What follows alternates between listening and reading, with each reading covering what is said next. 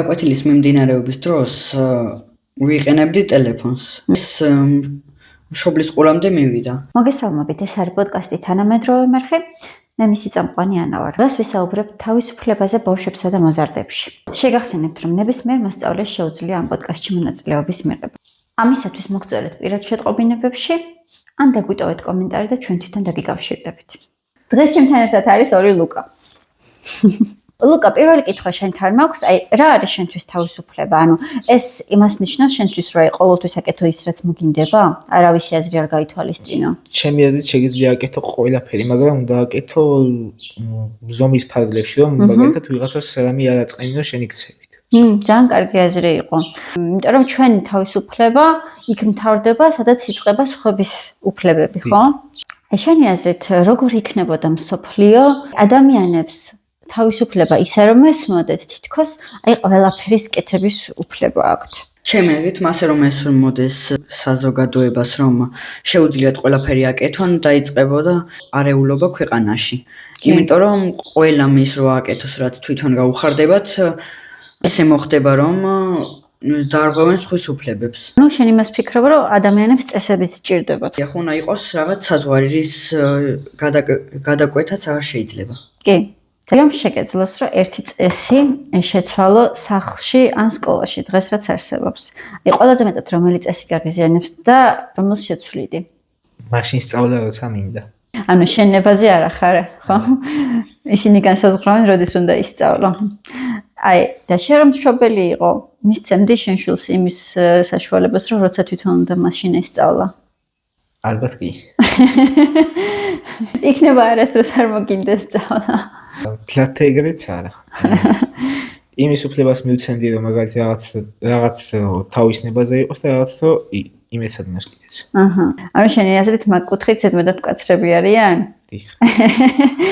კარგი. ლუკა, შენ სკოლაში რა წესს შეცვლიდი? სკოლაში შევცვლიდი იმ წესს, რომ შესვენების ხანგრძლივობა არის ძალიან მოკლე და ვერ ასწრებს ამ დროში საჭმლის ჭამას და საპირფარეშოში გასვლას. ან დავალების გადამეორებას, ხო? და ამის გამო, როდესაც ბავშვებს აგვიანდებათ გაკვეთილზე, მასწავლებლები ეჩხუბებიან მათ. კი, გეთანხმები ხუთაშორის 5 წუთი მართლა ძალიან ცოტაა, რომ ბავშვმა რამე მოასწროს. იმიტომ ხან ისიც კი ხდება ალბათ თქვენ კლასშიც ასეა, რომ მასწავლებელი ხან დასვენებასაც კი იყენებს, ხო? და ხშირად გაკვეთილიდან გაკვეთილს შორის შესვენებაც კი არ გაქვთ, ის 5 წუთიც კი არ გაქვთ, კი.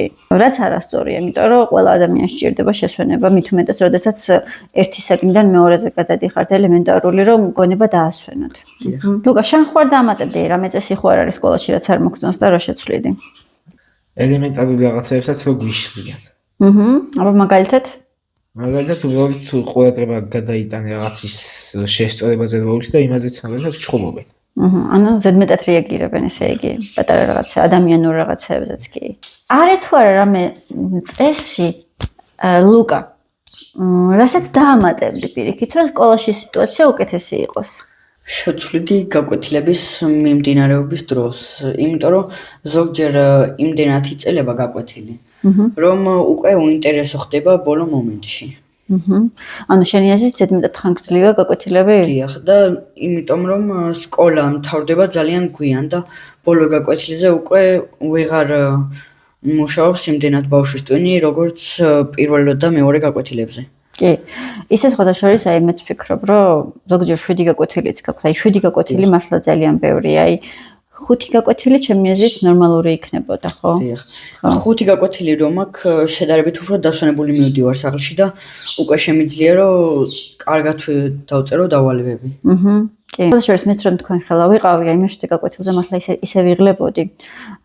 ხან ისეც ხდებოდა რომ გაკვეთილებს შორის ჭამასაც ვერ ვასწრებდი და მართლა მე 7 გაკვეთილზე დასრულ ადამიანში ან დაღლილია და მით უმეტეს ახლა თქვენ ხელა ბავშვები მართლა ძნელია რა. გეთანხმებით მაგაშიც. რას ნიშნავს შენთვის სიტყვა მე თვითონ? რა გაგიკეთებია აქამდე შენ თვითონ და რითი ამაყობ, რომ ეს ყველაფერი გააკეთე? შეიძლება ეს ძალიან მარტივი რაღაცა იყოს, ახლა სხვისთვის არაფერი იყოს, მაგრამ შენთვის იყოს მნიშვნელოვანი. მე მაგალითად მიხარია რომ მართვის მოწმობა ავიღე, რატომღაც ყოველთვის მეგონა რომ ვერასდროს ვერ ავიღებდი მაგრამ და როდესაც ავიღე ჩემზე ბედნიერი არავინ არ იყო. შეიძლება ეს სხვისთვის არაფერს არ ნიშნავს, მაგრამ ჩემთვის ძალიან დიდი მიღწევა იყო, იმიტომ რომ რატომღაც ყველა მეუბნებოდა რომ მანქანის მართვა ჩემთვის არ იყო. აი შენ რითი ამაყობ? შეიძლება ეს პატარა რაღაცა იყოს სხვისთვის, მაგრამ აი შენ რითი ამაყობ? ყოველთვის მეგონა რომ ქართულში მაღალ ნიშანს ვერ მივიღებდი, მაგრამ დღეს მივიღე. ძალიან მეხარია. თავი როგორ იქცნენი ამ ყველაფრის შემდეგ? გახარებული ვიყავი და შემდეგშიც ისე მოვამზადებ დავალებას როგორც დღეს. კი. ანუ კარგად გაკეთებულმა საქმემ თავდაჯერება შეგმატა, ხო? სად მთავრდება შენი აზრით ჩვენი თავისუფლება და სად იწყება სხვისი? აი მაგალითად, ჩავთვალოთ რომ გინდა მაღალ ხმაზე მუსიკის მოსმენა. მაგრამ გვიანია და ყველას ძინავს.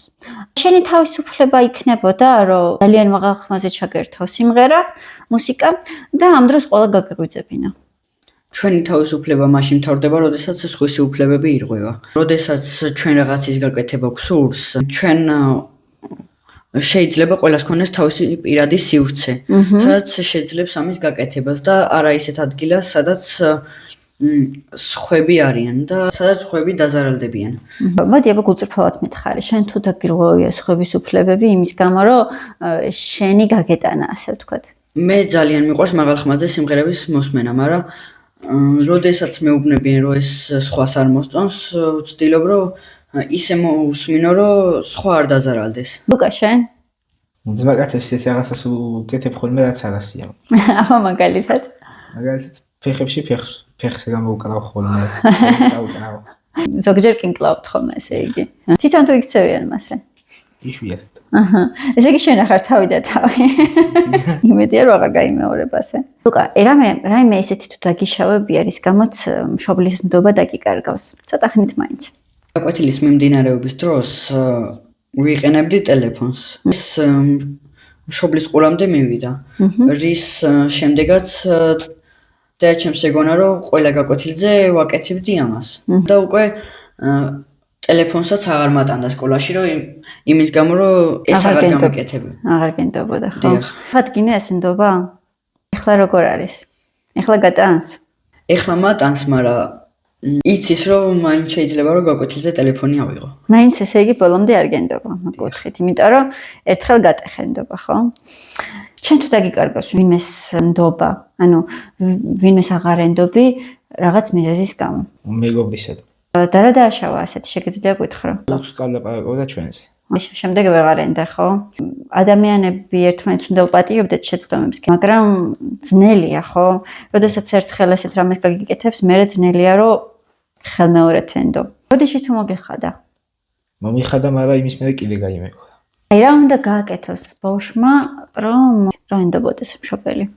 როდესაც მშობელი შვილს რამე დავალებას მისცემს, შვილმა ეს დავალება გულმოდგინებით უნდა შეასრულოს, რადგან მშობლის ნდობა მოიპოვოს. შეიძლება სულ მარტივი რაღაც გთხოვოს მშობელმა, ან რა ვიცი, სახლის გალაგება, იმიტომ რომ თვითონ თქვა ვერ ასწრებდეს, ძმის მეცადინეობა და გავალოს. თუ შენ ამას არ გააკეთებ, იცი რა შეიძლება მოხდეს? აი მაგალითად შემდეგში თუ დაგჭირდება თქვა მეგობრებთან გაგიშვას, სადმე ექსკურსიაზე მარტო გაგიშვას, აი ნდობა ექნება შენი? თუ იმ რაღაცებში რაც თვითონ დაგავალა, არ გაუმართლებ ნდობას.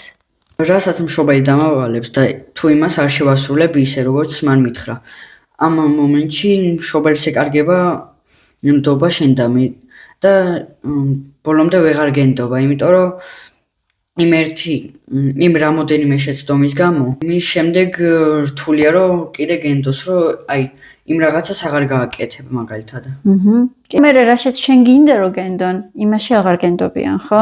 კი. შენი მშობლები მაგალითად რა საქმეებს განდობენ ხოლმე? შინაური ცხოვრების მოვლას. როდესაც სახლში არ არიან და სადმე დიდი ხნით არიან წასულები, სახლის მიხედვას დალაგებას. და ელემენტარულ ისეთ რაღაცებს რის გაკეთება ჩემი ძლია. კი, პატიოსნად ასრულებ ამ საქმეებს, კი. ძალიან კარგი თუ ესეთ საპასუხისმგებლო საქმეებს გავალებენ. შესაბამისად, შემდეგ არ გაუჭირდებათ, რომ შენი იმედი ჰქონდეთ სხვა უფრო მნიშვნელოვან საქმეებში. ხო, მოდი, ეს კითხვა ორივესთან მაქვს. ჯერ შენ გიკითხავ.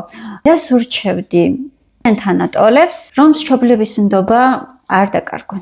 რასაც მშობელი დაავალებს, შეასრულონ ისე, როგორც მშობელმა დაავალა, რადგან როდესაც მშობლის ნდობა გაქვს მოპოვებული, მშობელს აქვს შენი იმედი, რადგან იციან, რომ მისი შვილი რამე მავნებელს არ გააკეთებს, რომ მისი ჯანმრთელობას და ოჯახის აღელიც არ დააზიანოს. მშობლის ნათქვამი უნდა გაითვალისწინოს და მაგალითად სწავლას ეხება თუ რამე ისეთ პირადულს უნდა გაითვალისწინოს მშობლის ნათქვამი, რომ არც ნდობა დაკარგა მშობლისადმი და უფრო გააწლიან მშობლების ნდობა. რა თქმა უნდა, ეს არ ნიშნავს, რომ თუ თქვათ რაღაცაში არ ეთანხმები, შენი აზრის გამოთქმის საშუალება არ გქონდეს, ხო? მაგრამ ყოველ შემთხვევაში ცუდი არასდროს არ უნდათ მშობლებს შენთვის, ხო? კომენტარებში დაგვიწერეთ თქვენი აზრით, რა არის ის ერთი მნიშვნელოვანი რამ, რაშიც დღეს ბავშვებს ყველაზე მეტი თავისუფლება სჭირდებათ. შევხვდებით შემდეგ ეპიზოდში.